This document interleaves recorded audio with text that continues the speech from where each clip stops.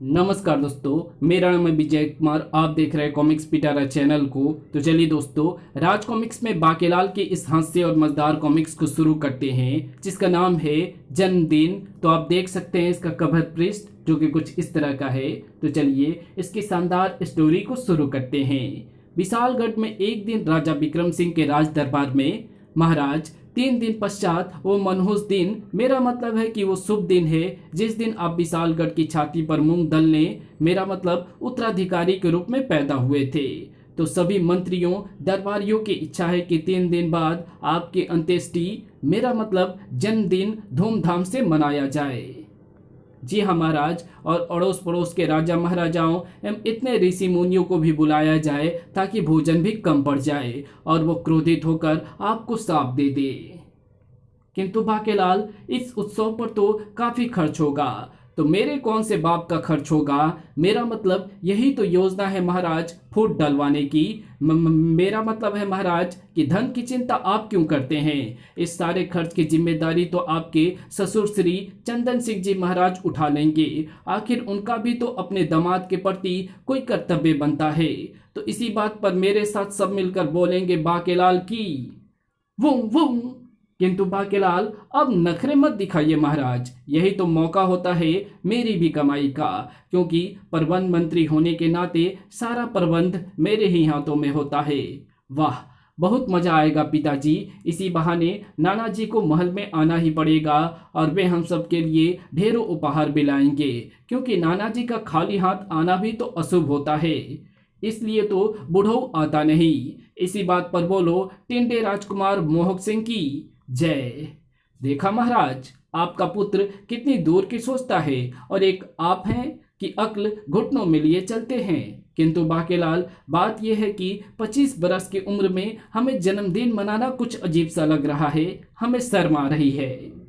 कुछ तो शर्म कीजिए महाराज, क्यों झूठ बोलते हो? 30 बरस की तो मैं हूँ। माताजी, अभी भी पिताजी भूल से अपनी उम्र 10 बरस ज्यादा बोल गए हैं। इसी बात पर फिर से बोलो टकलू राजकुमार की जय। किंतु बाकेलाल, अइले महाराज, अब बच्चों की तरह जिद तो करो ही मत। आपके जन्मदिन पर मैं अपनी पूरी टोली को लेकर आऊंगा या आऊंगी, और देखियो खूब ही लड्डू खिलाऊंगी या खिलाऊंगा, और देखियो खूब ही बजवाऊंगी या बजवाऊंगा। क्या ढोलक, तुम तुम कहाँ गायब हो गए थे खोजा? अइले, मैं अपने घर वाले को अपने अंगरक्षक बनने की सूचना देने गई थी या गया था। और आखिर सबकी जिद पर राजा विक्रम सिंह को देनी ही पड़ी अपनी स्वीकृति। तो फिर ठीक है, हम अपना जन्मदिन मनाएंगे। निमंत्रण पत्र बंटवा दिए जाएं। सबसे पहला निमंत्रण राजा चंदन सिंह को भेजने का प्रबंध करो प्रबंध मंत्री।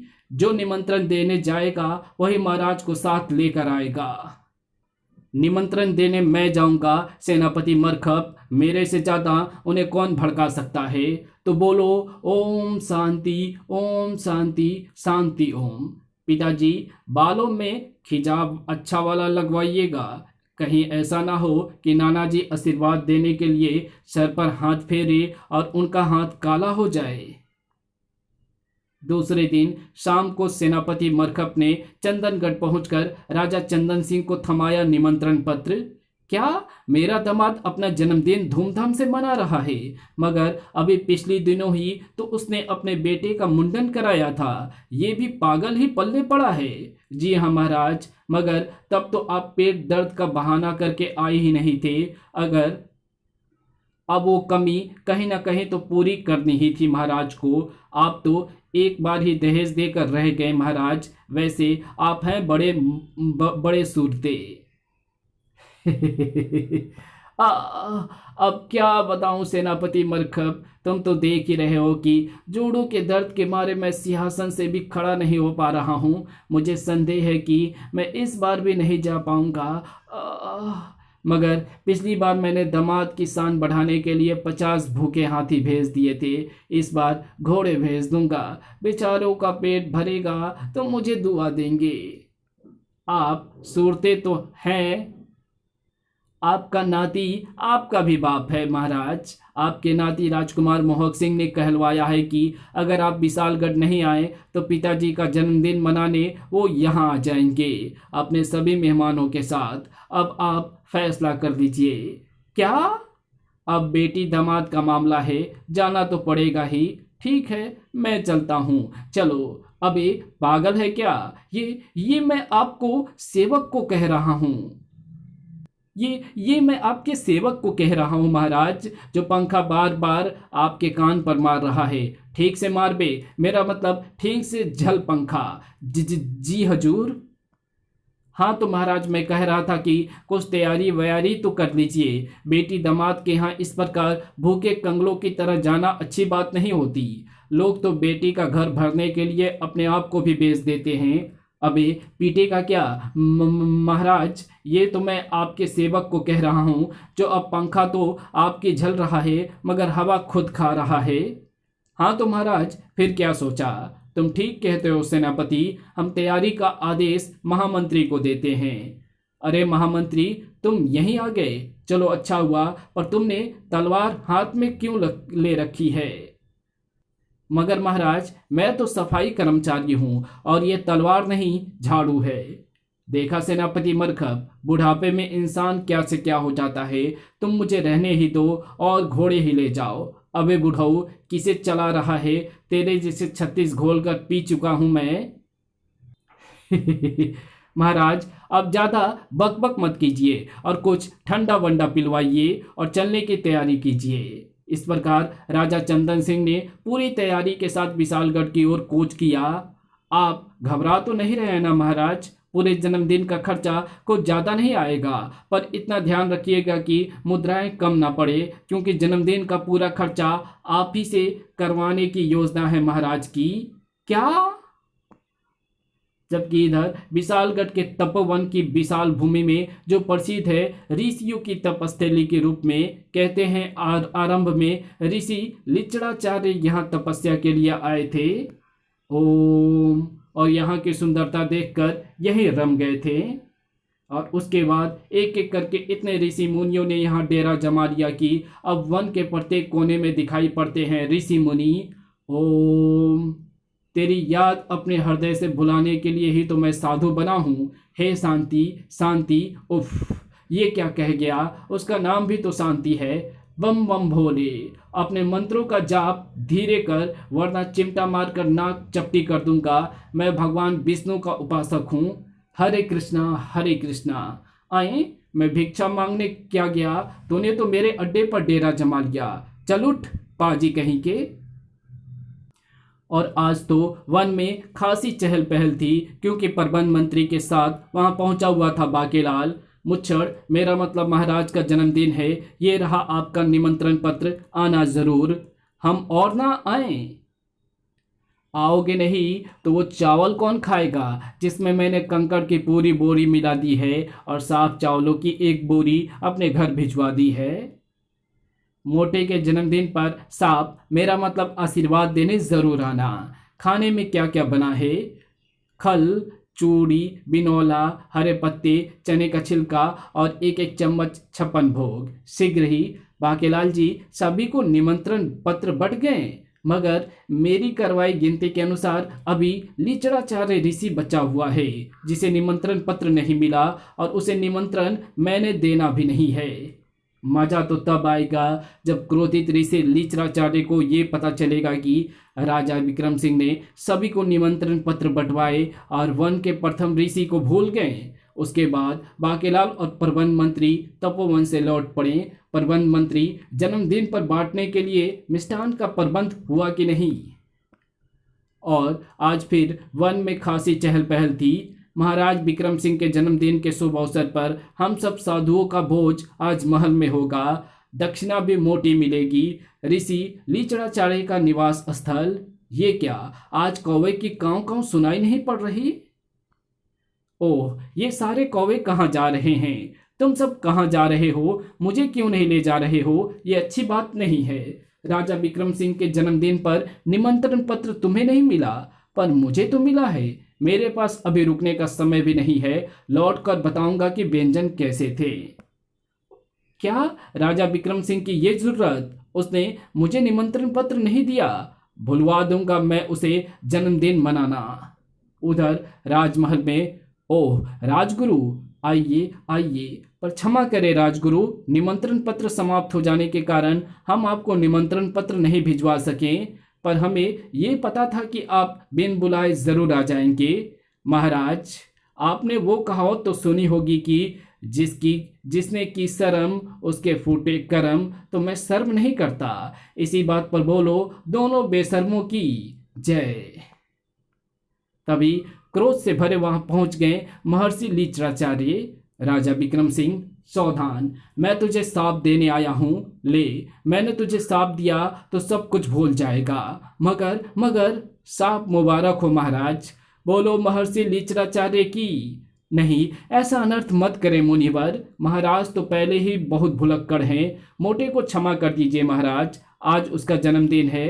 ये बालक है, नादान है। आप मिष्ठान थोड़ा ज़्यादा खा लेना। बाकेलाल चाचा, मुझे छोड़ दीजिए, मैं इस ऋषि को नहीं छोड़ूंगा।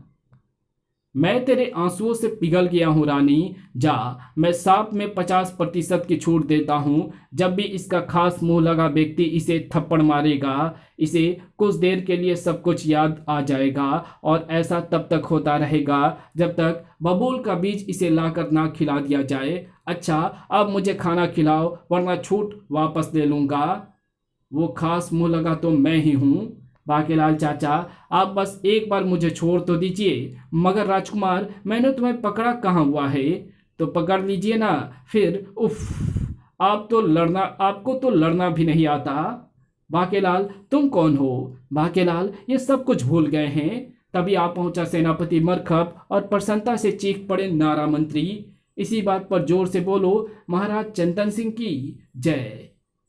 आ गया बुढ़ऊ। किसी बुढ़ऊ को जवान बोलो तो प्रसन्न होकर इनाम दे ही दे। मैं कम से कम 50 बार बुढ़ऊ को जवान बोलूंगा।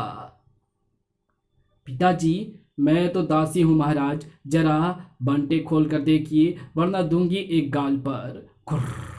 पुत्री स्वर्णलता, महाराज जवानी में ये हरकतें आपको शोभा नहीं देती। पुत्री स्वर्णलता, देख, तुझे देखने को इतना तरस गया था कि मेरी आंखें रो रो कर छीन हो गई है। और तुम मत रो पुत्री, वैसे मैं जानता हूँ कि ये खुशी के आंसू हैं।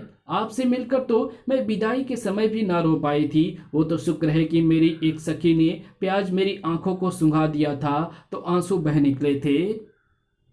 तो फिर अब तू क्यों रो रही है पुत्री? पिताजी, आपका दामाद हाय, क्या हुआ मेरे भोंदू को? कहाँ है वो? अब तो और भी ज्यादा मोटू हो गया होगा। तेरी मोटी काया को पहचानने में मैं गलती नहीं कर सकता मेरे मोटू। तो बिल्कुल ठीक ठाक लग रहा है। मुझे मोटा कहता है? तू मोटा, तेरा बाप मोटा, तेरी माँ, तेरा सारा खानदान मोटा। आप कौन है चंदन सिंह जी? अरे महाराज, वो तो हाथी है। मुच्छड़, मेरा मतलब महाराज विक्रम सिंह तो उधर हैं। अभी पता चल जाता है कि महाराज कि ये कौन है। याद आया? चटाक। बाकेलाल का थप्पड़ पड़ते ही विक्रम सिंह को फौरन सब कुछ याद आ गया। अरे ससुर जी, आपको किसने बुलाया था? अब जब आ ही गए हैं तो आइए अंदर चले। और मैं जो यहाँ कब से खड़ा हूँ, मेरी किसी की फिक्र नहीं है। आखिर मेरी धमकी से डर कर आ गया ना नाना जी। अरे मेरा नाती कितना बड़ा हो गया है। वाह, आनंद आ गया। क्या उंगलियां छपी है मोटे के गाल पर। और नहीं तो क्या, उतने का उतना ही रहूंगा, बड़ा नहीं होऊंगा क्या? तभी मोमपुर के राजा अकेला सिंह पधारे हैं। बोलो विशालगढ़ की जय। मगर बाकेलाल, ये दूसरी घोड़ागाड़ी में क्या है? उसी में तो महाराज अकेला सिंह है। पहली घोड़ागाड़ी में तो उपहार लदे हैं महाराज। उपहारों की गाड़ी को अंदर जाने दो और महाराज को यहीं से विदा कर दो। मेरा मतलब है महाराज की गाड़ी को अंदर जाने दो। पागलपुर के राजा सटके सिंह पधार रहे हैं। इसी बात पर बोलो मेरा मतलब मेरी घरवाली की जय। महाराज, इस उम्र में भी आप इतने जवान दिखते हैं। कौन सी चक्की का पीसा आटा खाते हैं?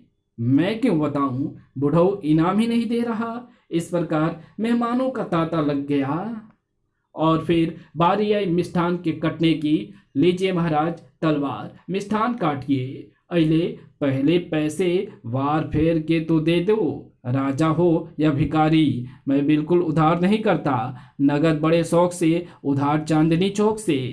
क्या नाना जी, जल्दी से अंटी अंटी ढीली कीजिए ना। हाँ हाँ पुत्र, ये सब तुम्हारे बाप का ही तो है। वाह, आज तो बूढ़े की अंटी में जवानी आई हुई है। महाराज आज तो आप जम रहे हैं, किसी राजकुमारी की नजर न लगे। राजकुमारी, तुम भी तो प्रधानमंत्री। इसी बात पर आए हुए सभी मेहमान बोले अपनी अपनी जय, अपनी अपनी जय, अपनी अपनी जय। महाराज सोच क्या रहे हैं, मिष्ठान काटिए। पर बाकीलाल, तुम कौन हो? महाराज सीधी खड़े रहें और कृपया कर मुझे कोहनी ना मारे। नाना जी, माता जी को बता दूं? ओह, ऋषि साहब के कारण महाराज फिर सब कुछ भूल गए। थू, पर अभी मैं उन्हें सब कुछ याद दिलाता हूँ। चटाक। ओह, मिष्ठान कहाँ है?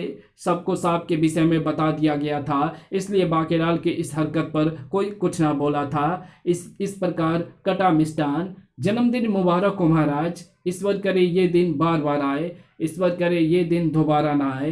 बोलो विशालगढ़ की जय। भाई जोर से बोलो। क्यों बोले? हमारी मर्जी, नहीं बोलते। कर लो क्या कर लोगे। राजकुमारी, तुमने मेरे गाल को क्यों छुआ? तुम्हें शायद पता नहीं कि स्वर्णलता की मां की मृत्यु के पश्चात मैंने दूसरा विवाह ना करने की सौगंध खाई हुई है। पर तुम कहो तो मैं वो सौगंध तोड़ सकता हूँ, मगर इस तरह मेरे गाल को छूकर मुझे शर्मिंदा मत करो। पर वो तो मिष्ठान का टुकड़ा था महाराज, जो उछलकर आपके गाल से टकरा गया था। फिर लगा उपहारों का तांता। महाराज, ये चिड़िया मेरी ओर से, सिर्फ चिड़िया, और कमबख्त अपने पूरे रिश्तेदारों के साथ लाया है। ओह धन्यवाद। महाराज, ये कौवा बड़ा दुर्लभ है, इसे उड़ने मत दीजिएगा। और महाराज, लाल तोतों का ये जोड़ा मैंने ठुमरी तलैया से लाया है। और महाराज, लाल तोतों का ये जोड़ा मैंने झुमरी तलैया से मंगवाया है। पर महाराज मोम सिंह, आप तो घोड़ा गाड़ी भर के उपहार लाए थे। अरे वो तो मैं अपनी पुत्री के लाया हूँ, यहाँ से सीधा वहीं जाऊंगा। काऊ काऊ। महाराज ये लीजिए मैना, तोतों का दिल बहला रहेगा। महाराज मेरी ओर से ये वाहन स्वीकार कीजिए। महाराज, मैं आज ही प्रबंध मंत्री से कहकर महल के बाहर चिड़ियाघर का नाम पट लगवा देता हूँ। महाराज, मेरा बनवाया मिष्ठान कैसा लगा? अति स्वादिष्ट। वाह। महाराज, फिर अगर मिष्ठान में कोई केंचुआ विचुआ निकल आए तो आप बुरा मत मानना, पर मिष्ठान खाने के बाद ऐसा लग रहा है जैसे मेरे पेट में कुछ उछल रहा है। अबे बाहर निकाल मुझे, मैं छोटा मेढक हूँ। वाह, मिष्ठान खाकर मुझे जुलाब की याद आ गई। पर राजकुमार, आज तो मेरा संतोषी माता का व्रत है। बाकेलाल चाचा, मैं आपको अपने हाथों से ये केंचुआ, मेरा मतलब मिष्ठान, खिलाऊंगा।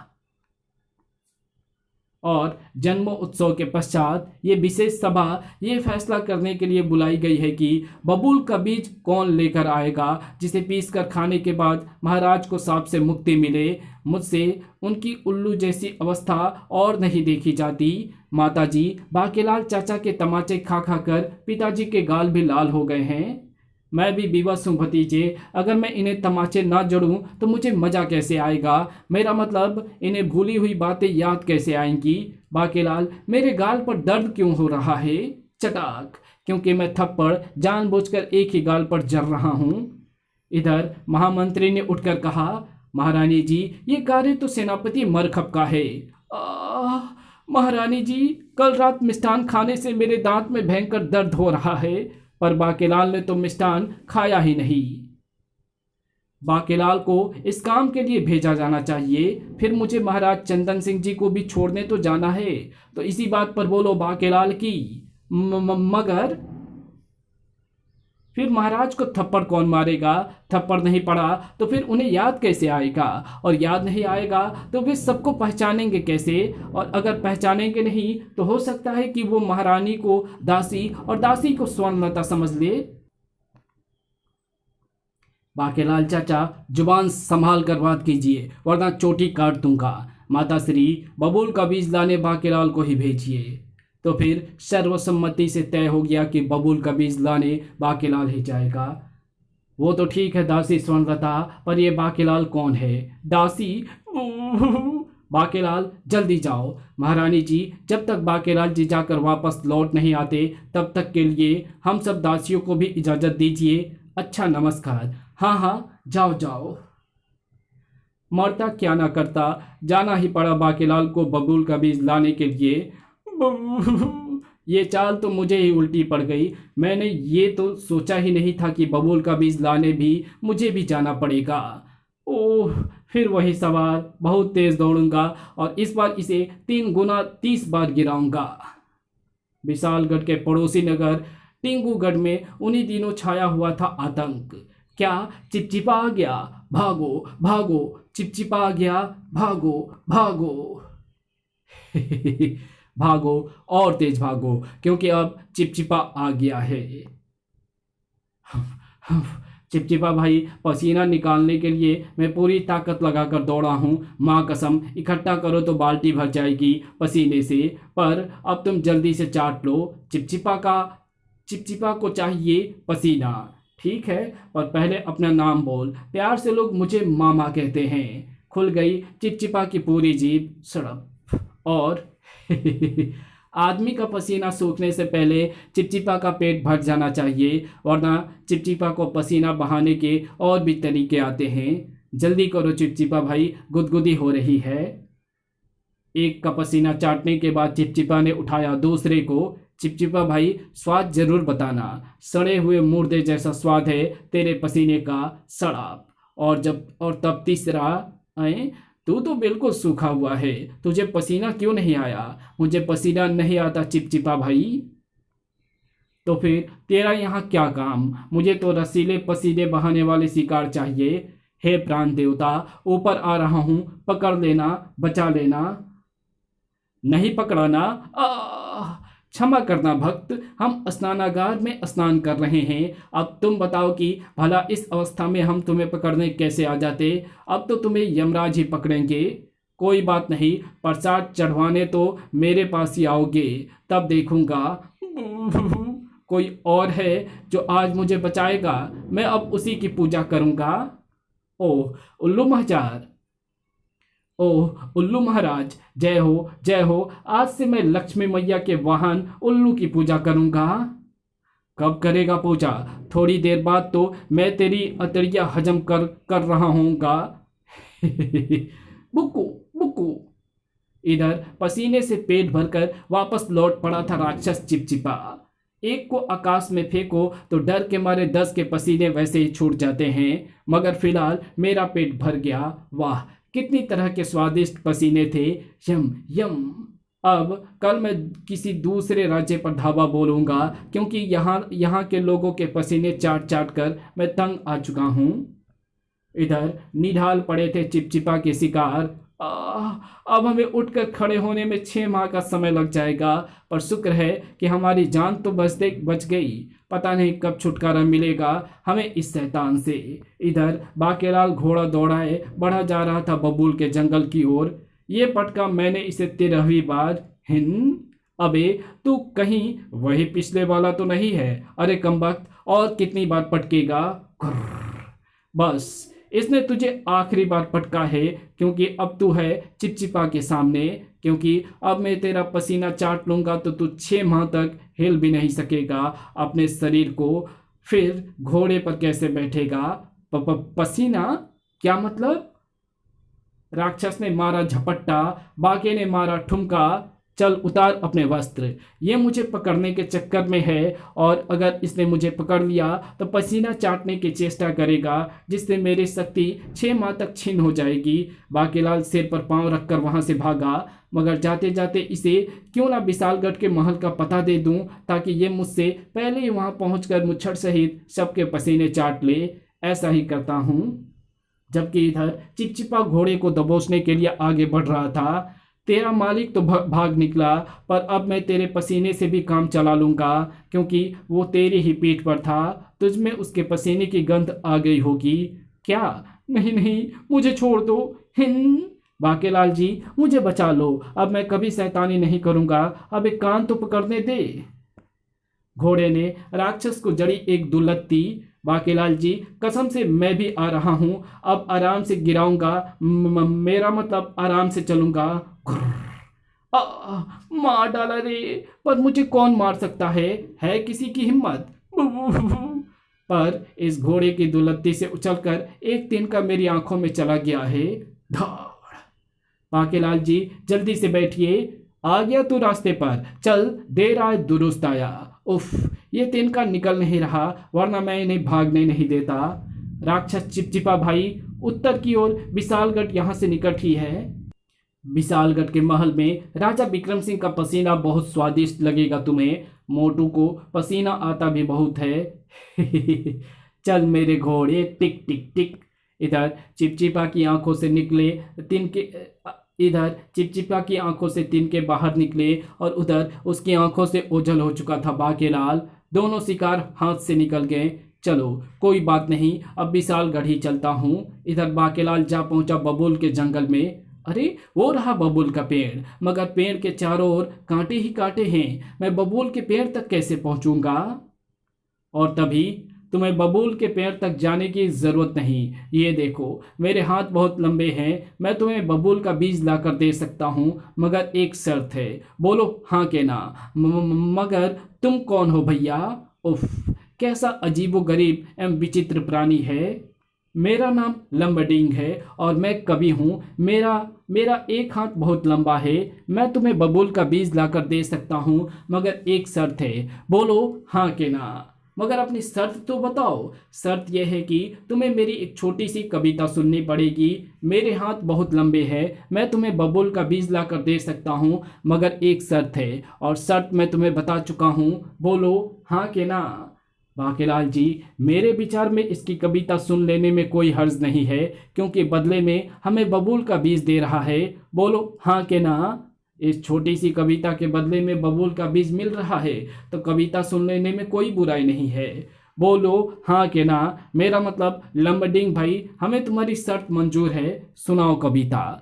मेरे हाथ बहुत लंबे हैं। मैं तुम्हें बबूल का बीज लाकर दे सकता हूँ, मगर एक शर्त है, और शर्त मैं तुम्हें बता चुका हूँ, और शर्त तुमने मान भी ली है। मगर एक बात का ध्यान रखना, मैं बाद में कविता के अंश तुमसे सुनूंगा, इसलिए सोने की चेष्टा मत करना।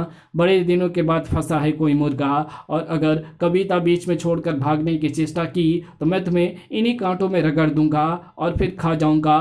बोलो हाँ के ना। हाँ भाई हाँ। और तब लंबडिंग ने सुनाने आरंभ की अपनी छोटी सी कविता। और ये रही लंबडिंग की ये छोटी सी कविता। तो आप इसे वीडियो पॉज कर पढ़ सकते हैं। मैं इसे नहीं पढ़ने वाला हूँ, क्योंकि काफ़ी लंबी कविता है। वाह, क्या उबाऊ कविता है। पूरे 2 दिन लंबी चली लंबडिंग की कविता। फिर बाकेलाल, मैं तुमसे बहुत प्रसन्न हुआ, और अब मैं तुम्हें ला कर देता हूँ बबूल का बीज। चल मेरी बाजू, बोल हाँ के ना। लंबडिंग के बच्चे, एक दिन तुझे इससे भी लंबी कविता आकर ना सुनाई तो मेरा भी नाम बाकेलाल नहीं। अस्तबल पहुँचते ही सबसे पहले सिर पर दवाई लगाऊंगा। ये लो बाकेलाल, बबूल का बीज। बोल हाँ के ना। तुम्हारा ये उपकार मैं जिंदगी भर भूला रहूंगा। मेरा मतलब नहीं भूलूंगा लंबडिंग। बबूल का फल हाथ में आते ही बाकेलाल घोड़े पर सवार हुआ और लगा दी घोड़े को एड़। अरे रे, एक छोटी सी कविता तुम्हारे घोड़े को भी तो सुनाने दो। अरे रे, एक छोटी सी कविता तुम्हारे घोड़े को भी सुना लेने तो दो। बोल हाँ के ना। लंबडिंग के बच्चे, दाल दाल कच्चे, दाल में पकोड़ा, तेरा बाप घोड़ा। बाकेलाल जी, तुम्हें विद्या रानी की कसम, रुकना मत। हिंद बोल हाँ के ना। अब एक इससे भी लंबी कविता का निर्माण करूंगा। इधर विशालगढ़ में राक्षस के आगमन के साथ फैल गया था आतंक। इस राक्षस को पसीना चाहिए, भागो वरना पसीना नहीं मिलने पर यह मार डालेगा। तंदुरुस्ती की रक्षा करता है पसीना, पसीना है जहां तंदुरुस्ती है वहां। बोल क्या नाम है तेरा? भीमसेन। राज दरबार में इस समाचार ने खलबली मचा दी। क्या राक्षस चिपचिपा पसीना चाटने आ गया? पसीना ना हो गया कोई मसालेदार चटपटी चाट हो गई। यम यम सेनापति मरखब आह पर मैं कौन हूँ? मैं यहाँ अकेला क्यों बैठा हूँ और आप वहाँ सब इकट्ठे क्यों बैठे हैं? ओह, मैं अछूत होऊंगा, पर अछूत हूँ तो क्या हुआ? मैं भी एक इंसान हूँ, मोटा ही सही, पर मैं कौन हूँ? सेनापति मरखब, ये आह ऊँ बंद करो। मैं कोई विक्रम सिंह नहीं हूँ जो तुम्हारे दर्द के चक्कर में आ जाऊंगा। जल्दी से खड़े हो जाओ और राक्षस की लाश को लाकर मेरे कदमों पर डाल दो। ओह, मैं तो भूल ही गया था महाराज को काफी समय से बाकेलाल का थप्पड़ नहीं पड़ा और वे अभी तक सब कुछ भूले बैठे हैं। ठीक है, जाता हूँ। महल के द्वार तक पहुंचा हुआ था राक्षस चिपचिपा। शैतान चिपचिपा, आगे मत बढ़, देख तू आगे बढ़ेगा तो तू क्या कर लेगा? मैं पीछे हट जाऊंगा और क्या करूंगा? मैं तो आगे बढ़ूंगा। मुझे अब सिर्फ राजा विक्रम सिंह का पसीना चाटना है। मुझे बाकेलाल कह रहा था कि मोटू को बहुत पसीना आता है और उसका पसीना बहुत स्वादिष्ट होगा। क्या कहा? तुम्हें बाकेलाल ने भेजा है? बाकेलाल, तेरी ये जरूरत। सैनिकों, आगे बढ़ो और इसे समाप्त कर दो। तुम्हारे होते तुम्हारा सेनापति युद्ध करे, ये तो बड़ी ही शर्म की बात है। आगे बढ़ो बेशर्मो। सेनापति मरखप ने अपनी पूरी ताकत से तलवार घुमाई। काट डालूंगा, एक एक को काट डालूंगा। ओह, मेरा मतलब है तुझ अकेले को मैं अकेला ही काट डालूंगा। हिया, अपनी आज़ादी को हम हरगिज भुला सकते नहीं। सिर झुका सकते हैं मगर सिर कटा सकते नहीं। और फिर शैतान के इतने टुकड़े हो गए कि एक भी टुकड़ा कहीं नजर नहीं आ रहा। अब राज दरबार में चिपचिपा की मृत्यु की सूचना देने चलता हूँ। इधर राज दरबार में फैल गई सनसनी। छुप जाओ, सारे छुप जाओ, राक्षस आ गया, इसी तरफ आ रहा है। राजा विक्रम सिंह, तेरा नाम क्या है? क्या नाम है तेरा? बोल। राजा विक्रम सिंह, तेरा नाम क्या है? मेरा नाम है चिपचिपा और अब मैं चाटूंगा तेरा पसीना। तेरे थोबड़े से ही शुरू करता हूँ। सड़ाप। और अचानक ही तेवरा कर फर्श पर गिर पड़ा राक्षस चिपचिपा। ये मुझे क्या हुआ? ऐसा तो तभी होना था जब मैं किसी भुलक्कड़ का पसीना चाट लेता, क्योंकि मेरी मृत्यु किसी भुलक्कड़ के पसीने में थी। इसलिए तो मैं पसीना चाटने से पहले सबके नाम पूछा करता था। ये कैसा भुलक्कड़ मेरे पल्ले पड़ गया? राजा विक्रम सिंह, तेरा नाम क्या है? तभी भीतर प्रवेश किया सेनापति मरखप ने। मार दिया मैंने उस कमबख्त चिपचिपा को, टुकड़े टुकड़े करके हवा में उड़ा दिए। ओह, ये मेरी तलवार के वार से उड़कर ये यहाँ आकर गिरा है, मगर ये सारी शरारत बाकेलाल की थी। तभी आ पहुंचा बाकेलाल भी। महारानी जी, मैं बबूल का बीज ले आया। ये क्या? ये तो राक्षस चिपचिपा है, ये मर कैसे गया? आओ आओ बाकेलाल, राक्षस चिपचिपा ने हमें सब कुछ बता दिया कि उसे तुमने यहाँ महाराज का पसीना चाटने के लिए भेजा था। वो तो शुक्र है कि मैं यहाँ था, मैं ना होता तो पता नहीं क्या हो जाता। ओह, इस सिर फिरे राक्षस ने मेरा नाम भी बक दिया है। मैं कौन हूँ? तुम सब कौन हो? लाओ बबूल का बीज तो दो बाकेलाल चाचा, ताकि पिताजी को सांप से मुक्ति मिल सके। बबूल के बीज का सेवन करते ही विक्रम सिंह की याददाश्त लौट आई और तब तक बाकेलाल सोच चुका था अपने बचाव का उपाय। महाराज, मुझे दरअसल इस राक्षस की मृत्यु का रहस्य भगवान शिव की कृपा से पता लग गया था, तभी मैंने उसे यहाँ भेजा था। फूट गई मेरी किस्मत। मुझे पता होता तो मैं या तो मैं इसे ना भेजता या फिर ऋषि लीचड़ाचार्य को निमंत्रण दे आता। इसी बात पर बोलो बाकेलाल की जय। और तब मेरे बाकेलाल तब अच्छा दामाद जी, अब मुझे भी इजाजत दो। रोका किसने है? सारे कार्य तो आपके खर्चे से पूरे हो चुके हैं। पिताजी, आप आते जाते रहिएगा, इसी बात पर बोलो मेरे बीबी बच्चों की और फूटी किस्मत की जय। इसी के साथ ये कहानी यहीं समाप्त होती है।